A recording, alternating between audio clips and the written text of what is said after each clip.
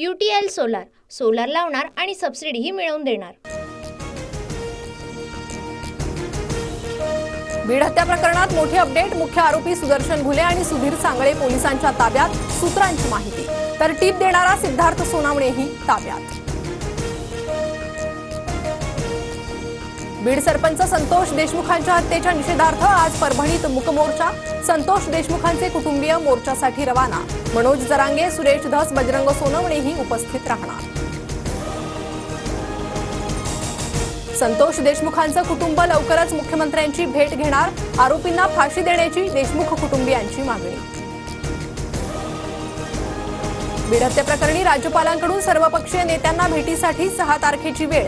संभाजीराजेंसह सर्वपक्षीय नेते राज्यपाल CP राधाकृष्णन यांना भेटणार।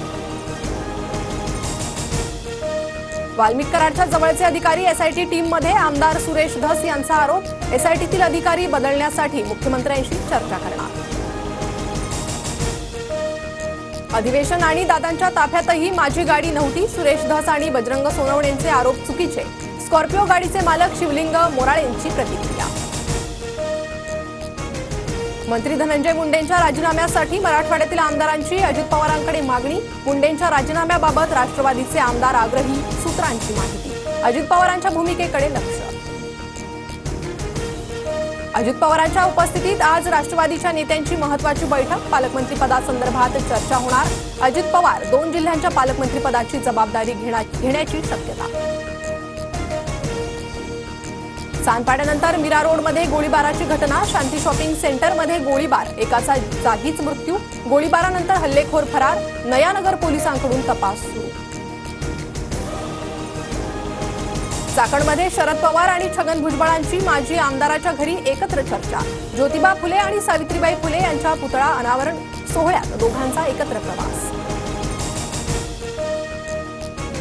शरद पवारांचा संदेश छगन भुजबळांनी गुपचूप वाचला। पाणी डोक्यावरून गेल्यावर आवाज उठवावा लागतो। चाकणमधील कार्यक्रमात भुजबळांचा शायरीतून सूचक इशारा।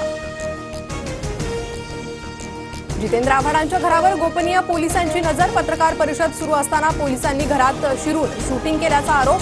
नेत्यावर लक्ष ठेवण्यापेक्षा कराडसारख्या आरोपीवर लक्ष ठेवा। आव्हाड संतापले। बच्चू कडूंचा दिव्यांग कल्याण विभाग अध्यक्षपदाचा राजीनामा। दिव्यांग विकासासाठी काम होत नसल्यानं नाराजी। उपमुख्यमंत्री एकनाथ शिंदेंकडे राजीनामा सोपवला। सुरक्षा काढून टाकण्याचीही विनंती।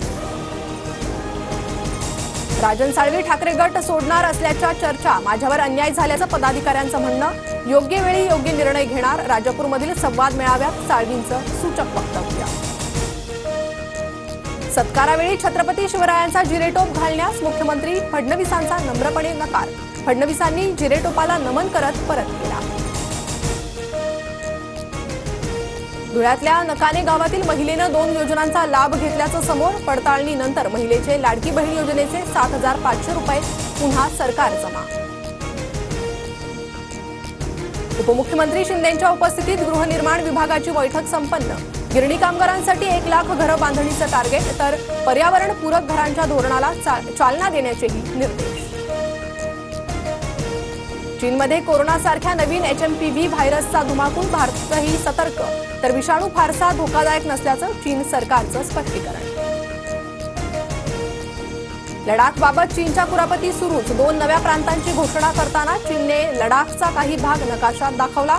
भारताच्या परराष्ट्र मंत्रालयाकडून तीव्र आक्षेप। मुंबईत उद्या 3ही रेल्वे मार्गावर मेगा ब्लॉक। मध्य रेल्वेवर माटुंगा ते मुलुंड, पश्चिम रेल्वेवर चर्चगेट ते मुंबई सेंट्रल आणि हार्बरवर पनवेल ते Vashi mega block. Mumbai UTL solar, solar लावणार आणि सबसिडीही मिळवून देणार।